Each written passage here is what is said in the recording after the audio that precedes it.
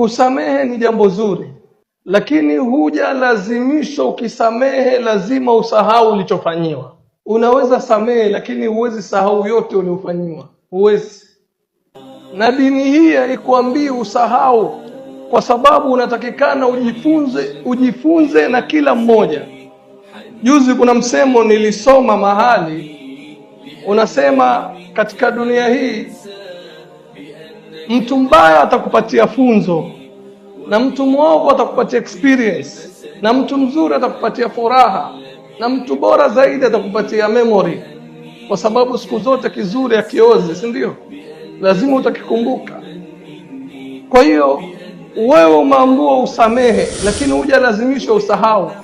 Msumari unaweza ng'olewa katika mbao, lakini lazima alama itabakia kwa mbao.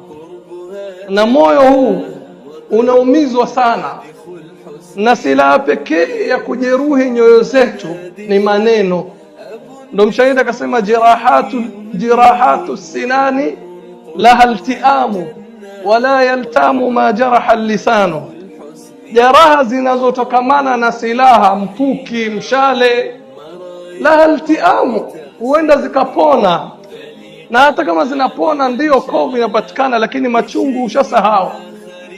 Wala yaltamu ma jaraha lisan, lakini hakiponi kitu kilichojeruhiwa na ulimi.